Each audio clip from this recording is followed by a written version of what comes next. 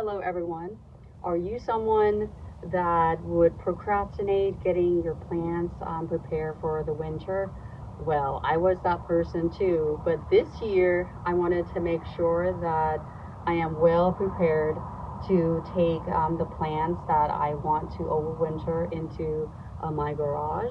So let me share with you what I have been doing to prepare. So the first thing that I did was figuring out when my first freeze would be, on average, that is. So that would be a good thing for you to do as well. So our first freeze, the year before last, was October 19th. Last year was November 1st. So I was thinking on average it's going to be between that October, say 17th or so, to the end of October. So because I know that, I am giving myself at least 1 week before I think the first frost is going to be. So the second thing that I did, and I would recommend that for you as well, is to prune off or prune back plants that you're going to take inside. For example, these are the Thai eggplants. I pruned off the unwanted leaves, which are the bigger leaves, and just leaves that I don't think I need. Like, for example, I can just take these lower leaves off as well, just like that. The reason I have not taken out more leaves right now is because I still have some fruits hanging over here, and I want the leaves to be able to do photosynthesis. Also, I have pruned off and pruned back some of the leaves and stems of the bell peppers. Last year, I didn't do a good job. I think I left it outside for too long before bringing them in. So this year, I'm going to be more proactive and just bring them all in and see how they would do. Now, most of what I'm doing with the Thai eggplants and the bell peppers is basically experimental. I want to see if I can actually get them to overwinter. Now, I don't need to have that many Thai eggplants, but I just wanted to see how many of them would survive if we didn't have a harsh winter. Because when we had a harsh winter, I think not last year, but the year before, the one Thai eggplant that I had, it did die off. Also, too, I have lemongrass here. These I put them in containers and just prune off most of the top growth. So I have one right here that's in a container, and then this one too. So I have four in containers right now. And then these, I just remove the stalks. So I just removed the stalks like that. If you wanted to go back and watch any of my lemongrass videos, they would show how I have, you know, just prune off the stalks and then just stick them in the pots like this. So I have 80 of them that I'm overwintering. So those are ready to go. I think we're at number three. So number three, which I think is probably most important, and that is to organize them and group them together close by to where you're going to be overwintering them in. So for example, I have my garage just to the right of me right here, and these plants are very close to the garage. So when things are happening so quickly, it could be that I was busy, or it could be anything in your case as well. You might be busy, you might have other things going on, or whatever it is.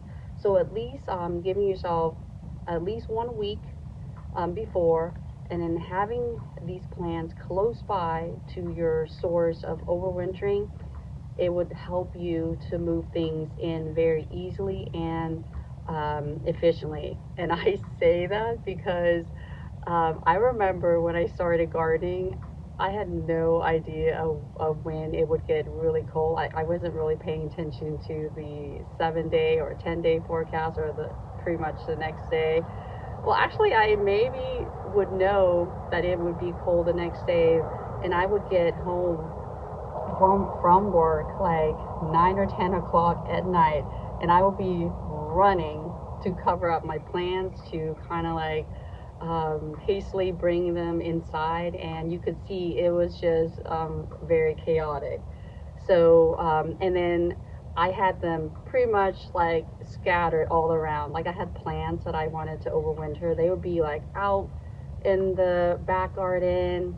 Some would be in the front. Some of them be way back there. So it was they were all the plants were pretty much all over the garden, not in one specific area.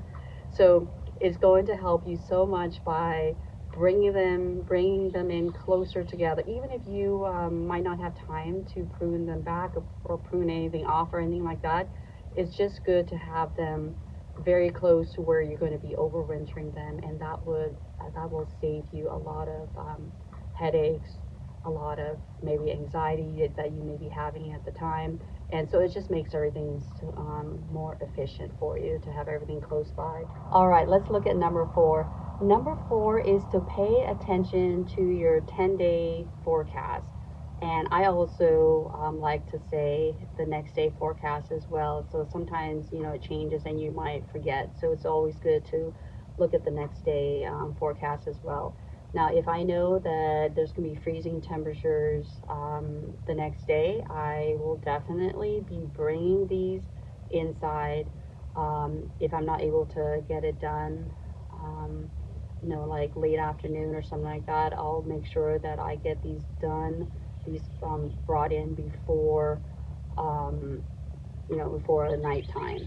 Because typically temperatures start to dip down during that early morning. I would say 3 a.m.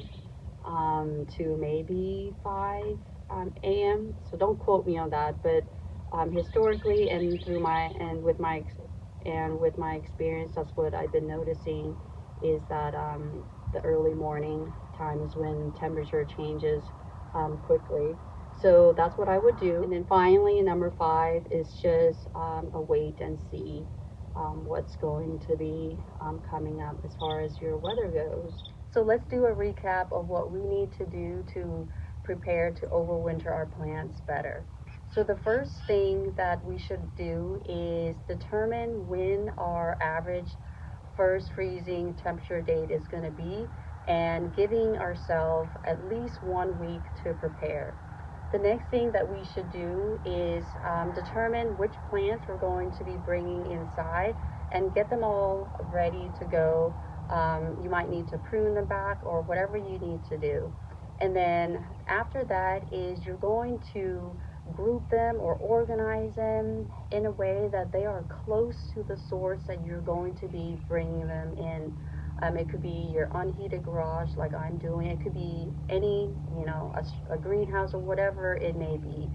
And then after that, you're just going to be noting or paying attention to your 10-day forecast. And then also too, might be helpful to look at your next day forecast and then proceed accordingly. And finally, it's just a wait and see after that. And then just put it into your schedule when you want to bring your plants in so that they will be well protected when the first freezing temperature hits. So that is it for this video. I hope you enjoyed it and found it helpful. And until my next video, take care and bye for now. It's me, the Mario. Thank you so much for watching this video. Please make sure to like and subscribe and ring the notification bell so that way you don't miss out on any more content.